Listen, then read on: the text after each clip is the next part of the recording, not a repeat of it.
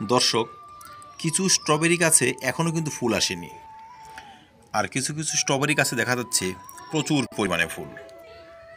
এখন আমাদের টেনশন হচ্ছে, যে সকল গাছে এখনও ফুল আসেনি সে গাছে কি আদৌ ফুল আসবে, কবে আসবে? কারণ ফেব্রুয়ারি মাস স্টার্ট, ফেব্রুয়ারি মাস থেকে কিন্তু প্রচুর স্ট্রবেরি হয় আমাদের ছাদ বাগানে।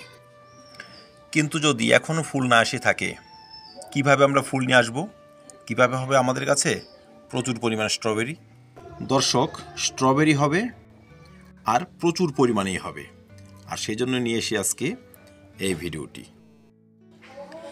যে গাছে এখনও ফুল আসেনি অথচ গাছের গ্রোথ ভালো, তারা কি করবেন? তারা এই ফেব্রুয়ারির ফার্স্ট উইকে ব্যবহার করবেন ভালো মানের একটি পিজিআর। আমরা 1 লিটার জলে 1.5 ml, মনে রাখবেন ডোজটি, 1 লিটার জলে 1.5 ml মিরাকুলান গুলে 10 দিনের ব্যবধানে 2 বার এই স্ট্রবেরি গাছে কিন্তু স্প্রে করে দেব। কখন স্প্রে করবেন? স্প্রে করতে হবে সকাল 9টার মধ্যে, নয়তো দুপুরের রোদ কমে গেলে তখন। দুপুরে চড়া রোদে পিজিআর স্প্রে করবেন না। 2 নম্বর হচ্ছে, পিজিআর স্প্রে করার পরপরই কিন্তু আমাদের পটাশিয়ামযুক্ত খাবার গাছে ভালোভাবে স্প্রে করে দিতে হবে। পটাশিয়ামযুক্ত খাবার বলতে আমরা কি স্প্রে করব? দর্শক, যদি আপনাদের হাতের কাছে সিঙ্গেল পটাশিয়াম থাকে সেটি আপনারা ব্যবহার করতে পারেন। যেমন আপনারা 0050 ওয়াটার সলিউবল 1 লিটার জলে 1.5 গ্রাম গুলে গাছে স্প্রে করতে পারেন। ব্যবহার করতে পারেন এসওপি বা পটাশিয়াম এবং ফসফরাসযুক্ত খাবার 05234। 05234-এ কী রয়েছে? রয়েছে ভালো মানের পটাশিয়ামের সঙ্গে সঙ্গে ভালো মানের ফসফরাস। দর্শক, যে গাছ রোগাটে, যে গাছ ঝোপালো হয়নি, সে গাছের শিকড়ের সমস্যা রয়েছে, এটি কিন্তু মানতে হবে। যদি আমরা সঠিক সময়ে গাছ বসিয়ে থাকি তবে তো এই সময় ফুল আসার কথা। এই দেখুন, আমার প্রত্যেকটা গাছে কিন্তু ফুল আছে। যে গাছে ফুল এখনও ফুটেনি সে গাছে কিন্তু ফুলের যে ছড়িগুলো সেগুলো বেরিয়ে গিয়েছে। যাই হোক, যাদের গাছ তেমন গ্রোথ হয়নি, গাছে রয়েছে শিকড়ের সমস্যা, দর্শক, পটাশিয়াম তো গাছে ফুল নিয়ে আসবে, পাতার চকচকে ভাব নিয়ে আসবে, পাতাকে পুষ্ট করবে, ফুল আনতে সাহায্য করবে, ফুটে সাহায্য করবে। কিন্তু সঙ্গে যদি আমরা ফসফরাস ব্যবহার করে দিই, শিকড়ের সারভাইভ ভালো হবে। শিকড়ে কোনো ধরনের সমস্যা থাকলে সেটি দূর হবে, মাটি হবে হালকা, আর হালকা মাটিতেই স্ট্রবেরি চাষ কিন্তু ভালো হয়। যাদের হাতে 05234 নেই তারা কিভাবে ব্যবহার করবেন? দর্শক, সেক্ষেত্রে আপনারা লাল পটাশ নিয়ে নেবেন 5 গ্রাম, জল নেবেন 2 লিটার। 2 লিটার জলে লাল পটাশ 5 গ্রাম ভিজিয়ে রাখবেন 1 দিন বা 2 দিন। তার সঙ্গে আরও 1-1.5 লিটার সাধারণ জল মিশিয়ে খুব পাতলা করে টবের চারে ঢেলে দেবেন প্রত্যেক সপ্তাহে 1 বার করে। এই প্রসেসও কিন্তু আমার কাছে ফুল নিয়ে আসতে পারি। বা যদি আপনি জৈব চাষি হন সেক্ষেত্রে আপনি ব্যবহার করতে পারেন 2 মুঠো কলার খোসা, 1 মুঠো পেঁয়াজের খোসা, হাফ থেকে 1 লিটার জলে ভিজিয়ে রাখবেন।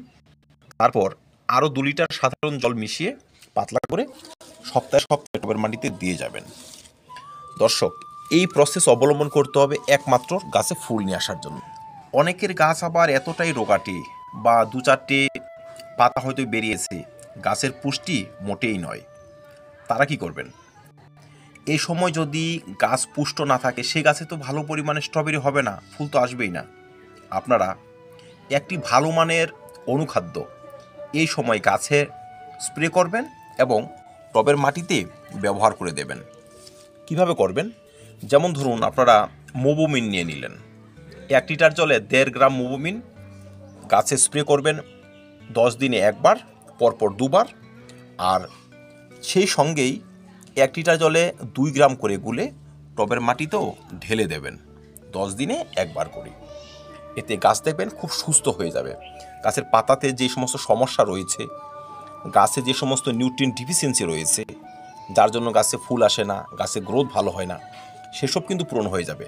গাছ দ্রুত ফুল নিয়ে আসবে, দ্রুত ফলও হবে। সর্বশেষে বলবো, কিছু কিছু রোগের জন্য কিন্তু আমাদের স্ট্রবেরি গাছগুলো ফুল নিয়ে আসতে পারে না। এর মধ্যে প্রথমটি হচ্ছে ছত্রাকের আক্রমণ, দ্বিতীয়টি হচ্ছে পোকার আক্রমণ। দর্শক, আমরা জানি স্ট্রবেরি গাছ হচ্ছে বিদেশি গাছ। আমাদের আবহাওয়াতে খাপ খেয়ে নিতে খুব সময় লাগে, তাই অসুখ বিসুখও বেশি হয়।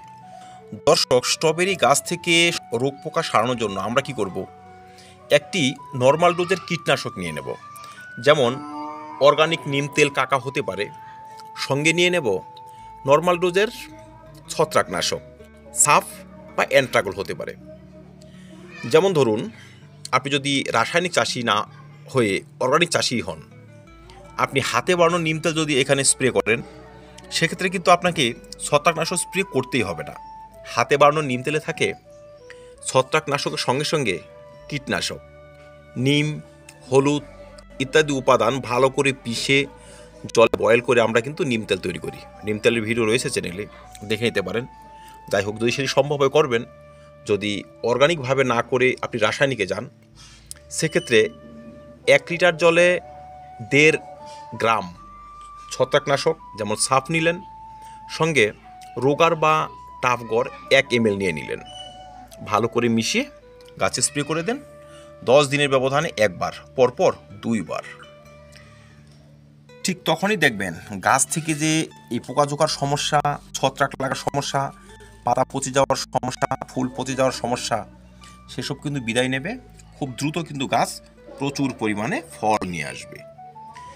গাছ এই সময় ফুল সানলাইটে থাকবে। টবের মাটি পুরোপুরি শুকিয়ে গেলে জল ব্যবহার করবেন। যারা এখনও স্ট্রবেরি গাছে মালচিং দেননি, দিয়ে দেবেন। মালচিং হচ্ছে টবের চারধারে খড়, শুকনো পাতা বা পাথরের এই আস্তরণ দেওয়া।